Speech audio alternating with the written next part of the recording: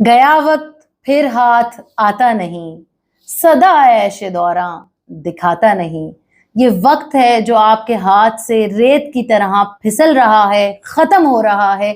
इसी तरह जिंदगी भी एक दिन खत्म हो जाएगी। और आप क्या कर रहे हैं?